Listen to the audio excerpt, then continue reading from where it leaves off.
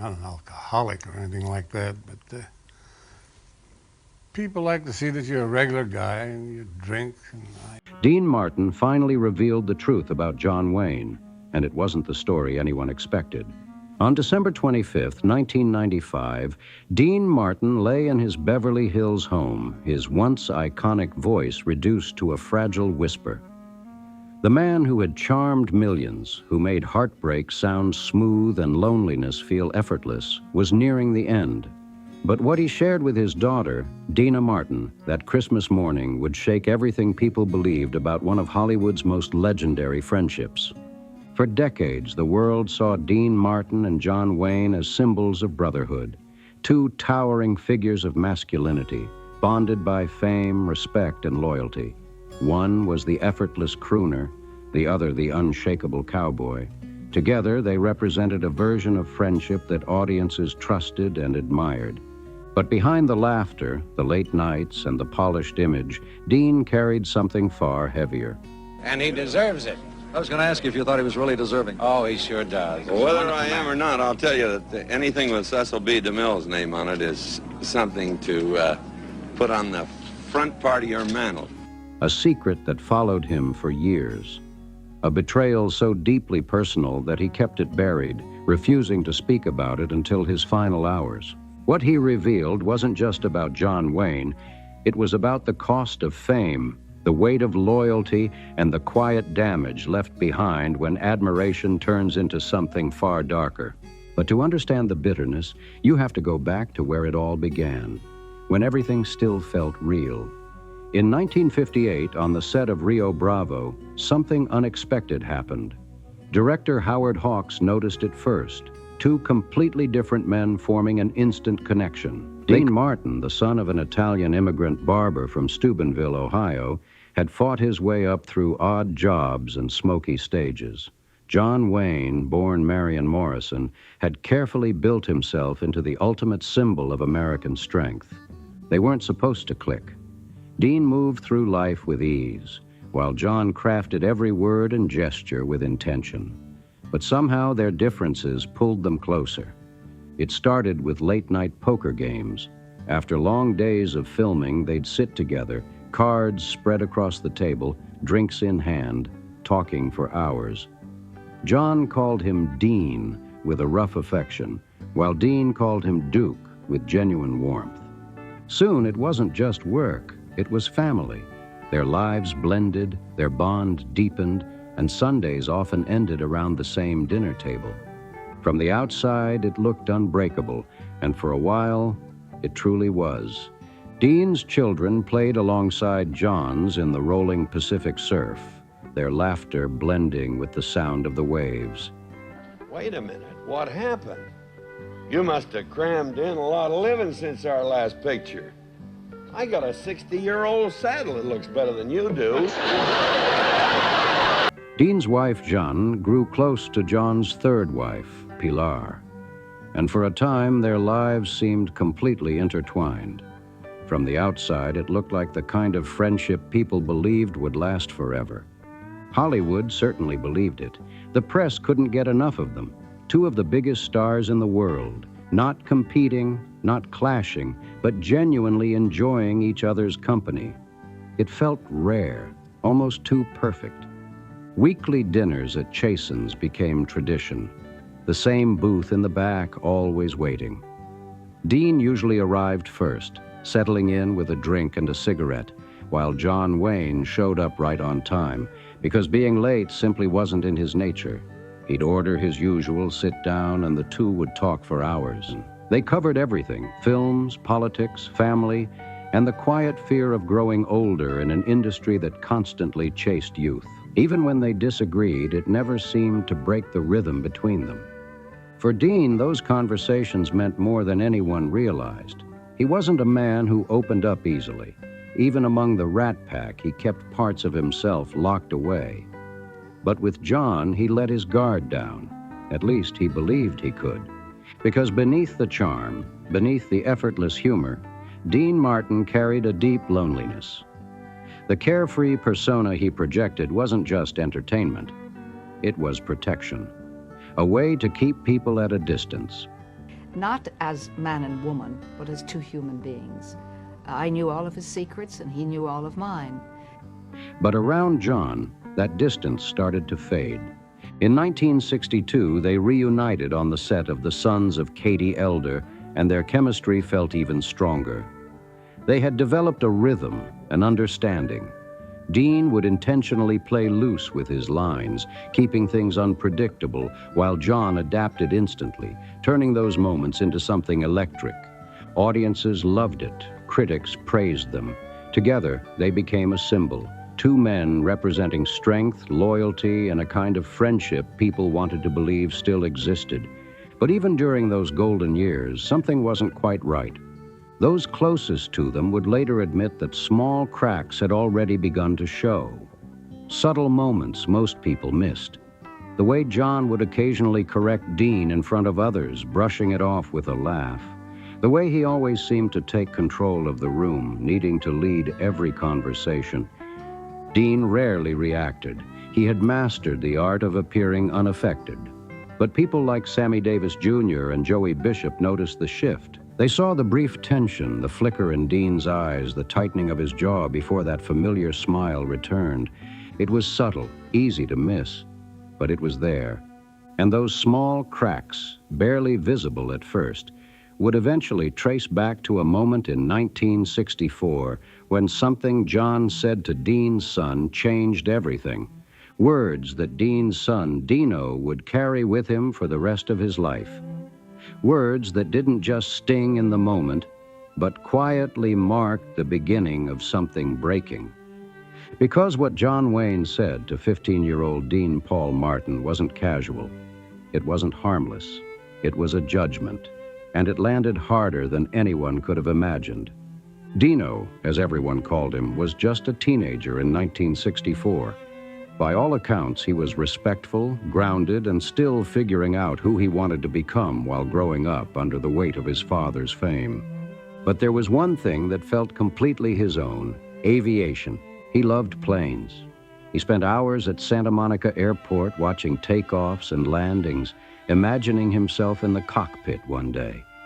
It was a simple dream, untouched by Hollywood, untouched by expectations. Just something pure that belonged only to him. Well, the first time he showed up on the set, Rio Bravo, he was decked out all right in authentic cowboy outfit, but he had that red silk handkerchief hanging out of his holster. One afternoon, during a gathering at John Wayne's Newport Beach home, Dino found himself alone with Duke out on the deck. The sun was setting over the Pacific, casting everything in gold. It should have been a perfect moment. Nervous but eager, Dino started talking about flying, about how much it meant to him, how badly he wanted to become a pilot. He was looking for encouragement, approval. And at first it seemed like he was getting it. John listened, nodded. Then, after a pause, he spoke. "Flying's fine, kid. But you know what real men do? They fight. They don't sing and dance like your old man. They face things head on. Your father, he's soft, made a career out of it. You don't want to end up like that." The words hung there, heavy and sharp. Dino didn't know how to respond. He was 15. This was John Wayne, a man larger than life, someone his father respected. So he just nodded, said something under his breath, and walked away. But something inside him had shifted. He didn't tell his father right away. He couldn't. Instead, he told his mother, Jean. And she understood immediately what it meant, because she had seen this side of John before, the subtle comments, the quiet undermining masked as humor. This time it crossed a line. That night, she told Dean Martin everything. And for once, Dean didn't brush it off. He didn't laugh it away or bury it under a drink. This was different. The anger that came wasn't loud, but it was real, deep, controlled, the kind that stays with you. "He said that to my son?" Dean asked quietly. Jeanne didn't soften it. She told him exactly what had been said. Then she told him what needed to happen next. He had to confront John. Dean agreed. He meant it. He planned the conversation, even rehearsed it, something completely out of character for him. He was ready to finally draw a line. A week later, at a party hosted by Frank Sinatra in Palm Springs, the moment arrived. Dean walked in, steady, focused, knowing exactly what he wanted to say. But when he stepped inside, he saw John already there, standing at the bar, a glass of scotch in his hand, completely at ease. And just like that, everything became more complicated. And when John Wayne saw Dean, his face lit up with that familiar, commanding smile, the one audiences had trusted for decades. He called out across the room, moving toward him with confidence, as if nothing in the world could ever be wrong between them. In his hand, he carried a bouquet of white roses. "For Jean," John said with a grin. "Heard she hasn't been feeling well." But she hadn't been. Not at all.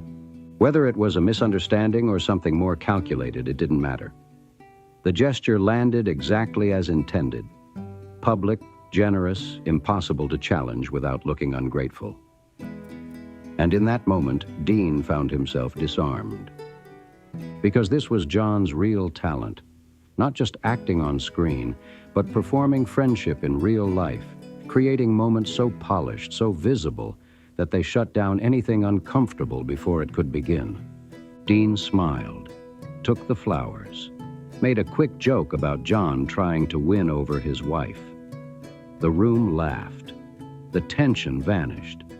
And just like that, the confrontation died before it ever had a chance to exist. Dean ordered a bourbon and slipped back into his role. But something inside him had shifted, and this time it didn't fade. People close to him noticed almost immediately. Sammy Davis Jr., who knew Dean better than most, saw the change first. The drinking became heavier, faster, less relaxed, more purposeful. It wasn't about enjoyment anymore. It was about escape. Over the next few years, Dean started keeping quiet track of everything. Every comment John made about what a real man should be. Every moment he positioned himself as the authority in a room. Every subtle dig disguised as humor. Dean didn't react publicly. That wasn't his style. But privately, the tone shifted. Joey Bishop later recalled how Dean began referring to John as the expert in conversations, always with a quiet bitterness. "Better ask the expert," he'd say. "The expert on being a real man." On the surface, nothing changed. They still appeared together, still smiled for cameras. Hollywood columnists continued writing about the unbreakable bond between the crooner and the cowboy. But behind the scenes, it was unraveling. Dean started avoiding gatherings where John would be. When his name came up, Dean would shift the conversation or go quiet altogether. The warmth was gone, replaced by something colder, harder to hide. And then, in 1967, everything crossed a line that couldn't be ignored. That year, Dean Paul Martin, now 18, was caught at a party in Beverly Hills with marijuana. Today, it might barely make headlines. But in 1967, especially for the son of Dean Martin, it was a scandal waiting to explode. Dean got the call at 3 in the morning. His son had been taken into custody. The press didn't know yet, but they would. They always did. And for once, Dean wasn't calm. He wasn't detached. He was panicked in a way his friends had never seen before. This was his son. This was his family. He immediately started making calls, lawyers, connections, anyone who could help control the situation before it spiraled. In Hollywood, that's how things worked. You moved fast, you protected your own. And after contacting his lawyer, Dean made one more call. The next number he dialed was John Wayne's, because despite everything, the comments, the tension, the quiet resentment building over time, Dean Martin still believed one thing about John Wayne, that when it truly mattered, he would show up. So that night, with fear tightening around him, Dean made the call. John answered from his Newport Beach home, his voice steady despite the hour. Dean didn't waste time. He explained everything: his son, Dean Paul Martin, the arrest, the looming press storm. He wasn't asking for miracles, just help, discretion, influence, the kind of support only someone like John could offer. There was a pause, a long, uncomfortable silence that seemed to stretch far longer than it should have. And then John spoke. "Dean, the kid needs to learn the hard way. This is what happens when fathers are too permissive. You can't protect them from everything." The words hit like a shock. Dean blinked, struggling to process what he was hearing. This wasn't advice. It was judgment. "John, this is my son," Dean said, his voice tightening. "This could ruin his life." But John didn't soften.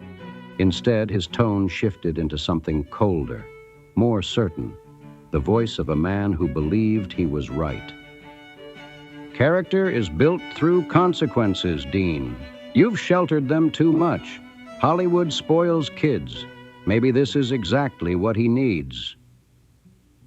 In that moment, something inside Dean broke. But it didn't stop there. What happened next went beyond refusing to help. It crossed into something far worse. John Wayne made a call of his own to Hedda Hopper, the most powerful gossip columnist in Hollywood, a woman whose words could shape public opinion overnight. And through her, a message was delivered, anonymous at first, but unmistakable in tone. Some Hollywood fathers are too permissive with their children. They forget that being a parent means setting boundaries. When you try to be a friend instead of a father, you fail them. The story exploded. Within hours, Dino's arrest wasn't just news. It was a headline, and woven through every article was that same implication, that Dean Martin himself was to blame. Too soft, too distracted, not enough of a father. The damage was immediate. Dino was humiliated. Though the charges were eventually reduced and the public moved on, the moment lingered. He carried the feeling that he had let his father down, and Dean carried something heavier, the belief that he had failed to protect his own son. Worse still, both of them knew the truth. This hadn't just happened. It had been pushed, amplified, made worse by someone they trusted. 2 weeks later, the tension finally exploded. At a party filled with familiar faces, Jean Martin confronted John directly. Witnesses would later say it shocked the entire room because Jean was never one to lose control. But this time, she did. "You betrayed us," she shouted, her voice shaking with anger. "When we needed you, you made it worse. What kind of friend does that?" The room went silent. And John? He didn't apologize. He stood firm. "I told the truth," he said. "Sometimes friends have to say things people don't want to hear." That was the moment everything became undeniable. Frank Sinatra had to step in, physically separating them, guiding Jean out before the situation turned even uglier. But the damage was already done. This wasn't a misunderstanding anymore. Later that night, Frank Sinatra drove straight to Dean's house. He found Dean Martin alone in the den, the room dim, the air heavy, empty bourbon bottles scattered around him. And Dean was crying. Frank had never seen that before, not once, not through failed marriages, not through career struggles, never. Dean Martin didn't break, but that night, he did. "He went after my kid, Frank," Dean said, his voice raw. "My kid. And he did it on purpose." Frank sat down, trying to understand. Why would he do that? Why would Duke go that far? Dean looked up, his eyes red, something deeper than anger sitting behind them. "Because he never saw me as an equal," he said quietly. "To him, I'm just the entertainer, the soft one, the guy who doesn't measure up. And this was his way of reminding me." Frank tried to fix it. He really did. He reached out, tried to bring Dean and John Wayne into the same room, hoping they could talk it out. but Dean refused. For 6 months, he ignored every call, avoided every event, wouldn't even consider being in the same space. In private, the friendship was over, but Hollywood doesn't let things end that cleanly. Eventually, they were forced back together. Charity events, industry gatherings, a tribute to Howard Hawks where both men were expected to appear. Avoiding each other would have created more headlines than their actual conflict, so they did what they did best. They performed. They smiled for cameras, shook hands, spoke warmly about each other in interviews. To the public, nothing had changed. The bond looked as strong as ever. But the people closest to them knew the truth. Sammy Davis Jr. would later say it plainly. After what happened with Dino, Dean never trusted John again. The warmth was gone. What remained was just acting, and Dean was very good at it. After all, he had built a career on performance, playing the carefree drunk on stage, making it look effortless. Now he was doing the same thing with friendship, convincing everyone watching that nothing was wrong. But underneath that performance, something darker was growing. Not the clean end of a friendship, but something worse, a connection that couldn't fully break, forced to exist for appearances, slowly rotting from the inside. And that tension didn't fade. It lasted for decades.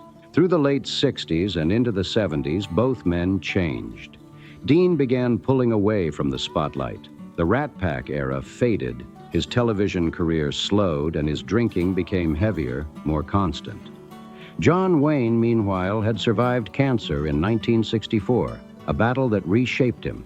He became more rigid, more certain of his own beliefs, more focused on controlling how the world saw him. Whenever they crossed paths, it was the same routine, polite, controlled, carefully staged. But beneath it all, the resentment hardened. Then came the Academy Awards in 1972. John Wayne was on stage presenting. Dean sat in the audience, nominated for a performance he quietly felt proud of, even if the film itself hadn't made much noise. When John Wayne stepped onto the stage that night, the room filled with applause. He looked out over the audience, calm and confident, and began thanking the people who had stood by him throughout his career. Then he said it. "My real friends in Hollywood." The word real barely stood out to most people. But to those who knew the history, it landed with weight. The camera cut to Dean Martin. For just a split second before he could catch himself, his expression turned cold, completely stripped of that familiar charm. Then, just as quickly, the smile returned. The applause rolled on. The moment passed. But backstage, Dean found Joey Bishop and muttered quietly, "I'm glad he knows the difference between real friends and whatever we are." By 1975, the tension between them had become impossible to hide. At the Polo Lounge inside the Beverly Hills Hotel, both men happened to be there on the same afternoon. Dean was seated for lunch. John stood at the bar. Eventually, as if pulled by something unresolved, they ended up face to face. At first, it was polite, controlled. Then the conversation shifted to Vietnam.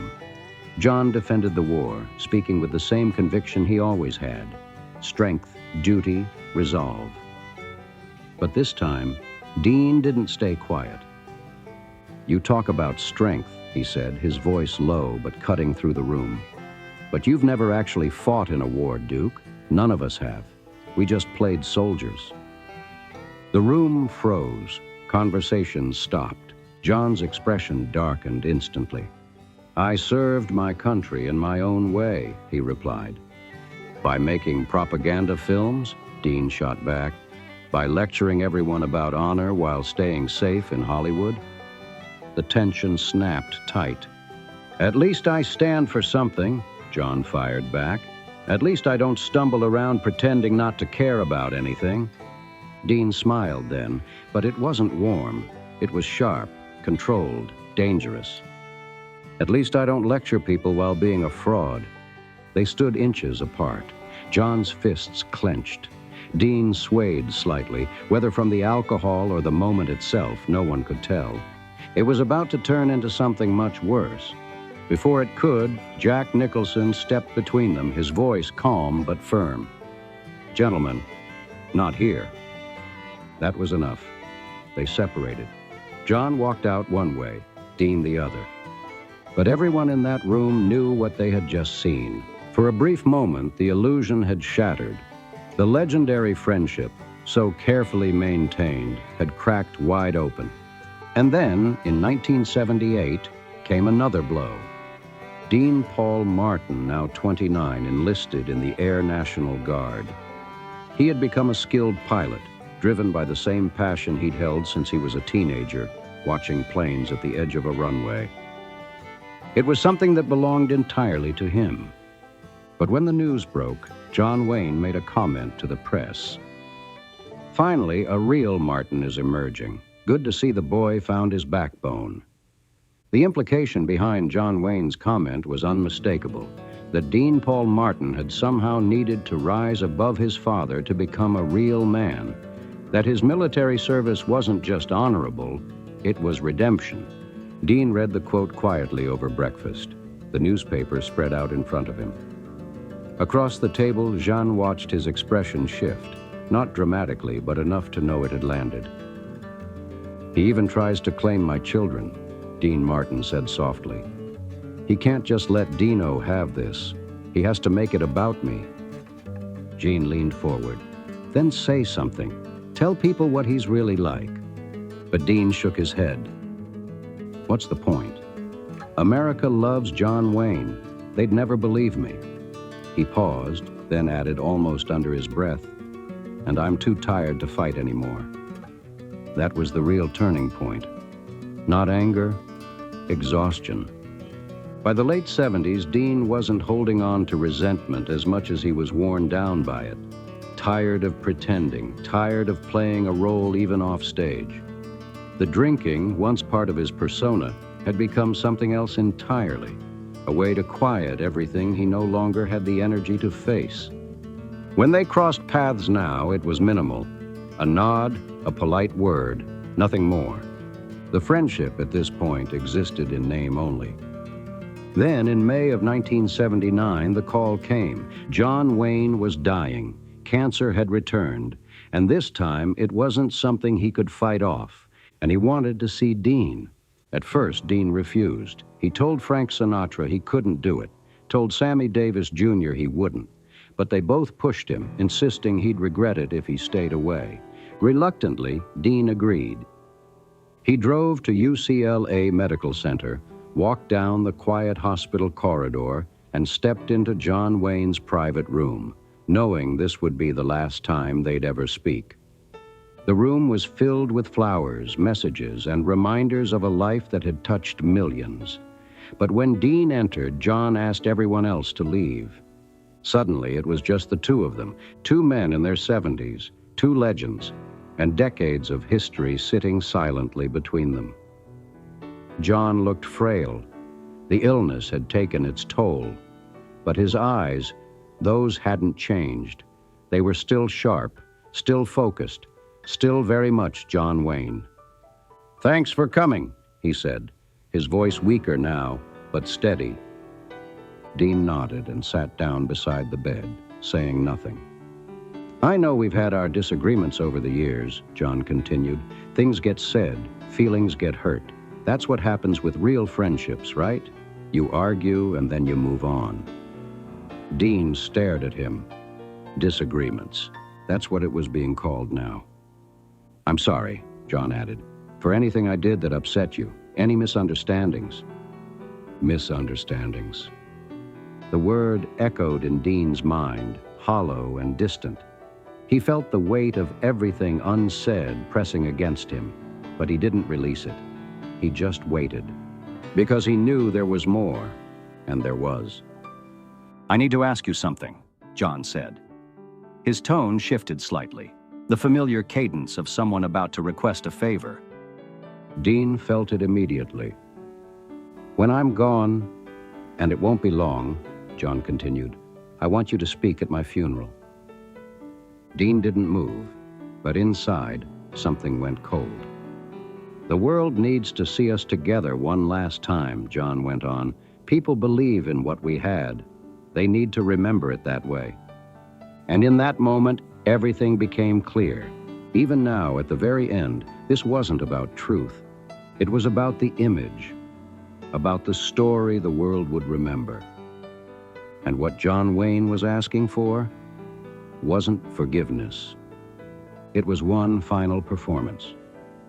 The world needs to believe it was real, John Wayne continued, that no matter what happened, we were brothers. You understand? Dean Martin understood perfectly. Even now, lying in a hospital bed facing the end, John Wayne was still shaping the story, still controlling how the world would remember him. And he needed Dean just one last time to help him do it. Give them the Dean Martin they expect, John said. The charming one, the one who loved his friend Duke. Make me look good. There it was. No confusion, no misunderstanding, just the final request. Not for closure, not for truth, for legacy. Dean could have refused. He could have said everything he had held back for years, could have walked out and left John to face the truth alone. But he didn't. Maybe it was guilt. Maybe it was habit. Maybe it was simply that he no longer had the strength to fight. He nodded. I'll do it. John smiled faintly. I knew I could count on you. Dean left the hospital without another word. He didn't go home. He went straight to a bar. Hours later, Frank Sinatra found him there, already deep into a bottle, the weight of that conversation written all over him. How was it? Frank asked carefully. Dean let out a quiet breath. He apologized for misunderstandings. The word came out bitter, almost hollow. 30 years of it, and that's what he calls it. Frank didn't interrupt. And then he asked me to make him look good at his funeral, Dean added. And you said yes, Frank replied. Not a question. Dean nodded slowly. I'm going to stand up there and tell everyone what a great man he was, what a great friend. He paused. I'm going to lie for him. One last time. On June 11th, 1979, John Wayne passed away. The funeral was massive, a gathering of Hollywood's most powerful names, filled with respect, admiration, and carefully preserved memories. And Dean Martin delivered the eulogy. He spoke of loyalty, of strength, of friendship. He told stories about late-night poker games, shared laughter, quiet understanding between two men who, to the world, seemed inseparable. It was moving, powerful. People cried because Dean made them believe every word.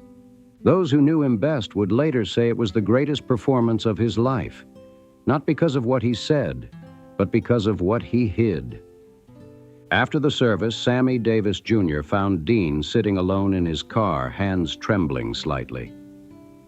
I just buried a stranger, Dean said quietly. I stood up there and praised a man I truly hated, and I did it so well they believed me. Sammy looked at him, searching for an answer. Then why do it? Dean's eyes didn't move. Because that's what we do, he said. We perform, even when it costs us everything. But the real truth, the one Dean never shared publicly, stayed buried for years. It waited. 16 years passed. And then, on December 25th, 1995, the story came full circle. Dean Martin, now 78, lay in his home, weakened by emphysema and kidney failure. His daughter, Dina Martin, sat beside him. The room was quiet, the moments fragile. Between doses of morphine, his mind would drift in and out. But every so often, clarity returned. And during one of those brief, lucid moments, Dean wanted to talk about Duke. Your brother, he whispered, his voice barely audible. Your brother died trying to prove he was man enough for John Wayne's approval. The words barely left Dean Martin's lips, but they carried a lifetime of weight.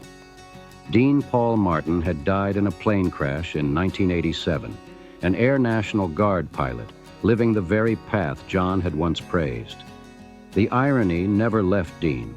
For 8 years he carried that pain quietly, never fully speaking it out loud. And I spent 50 years, Dean continued, his voice fragile, doing the same thing, trying to prove I was man enough, trying to measure up to his idea of what a man should be. He paused, struggling for breath. We both failed because John never saw anyone as enough. Beside him, Dana Martin held his hand tightly, tears streaming down her face as she listened.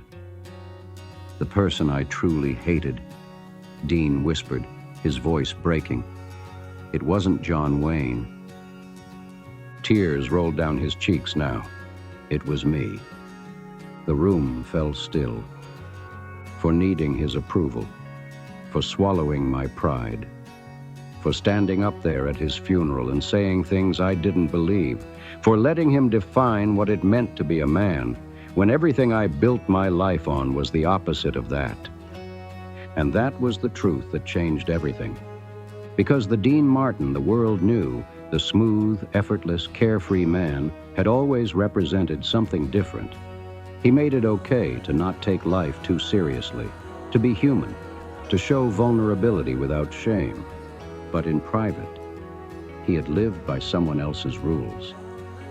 I forgive him, Dean said softly, his breathing uneven now.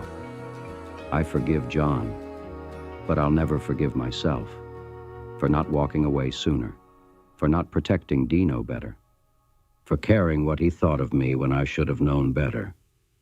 Those were among the last clear words he ever spoke.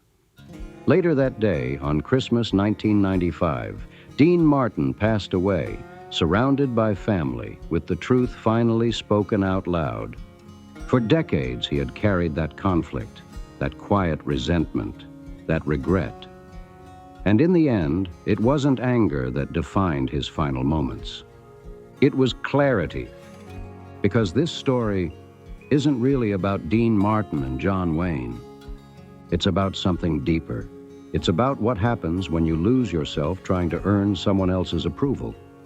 When you let another person, no matter how powerful, how admired, define your worth. Dean spent his career showing the world that it was okay to be relaxed, imperfect, human.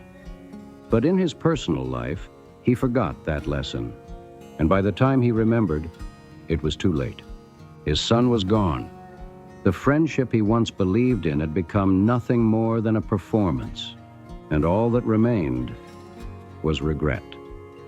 If this story made you think or changed how you see these legends, take a moment to like the video, drop your thoughts in the comments, and subscribe for more untold stories like this. Thanks for watching, and I'll see you in the next video.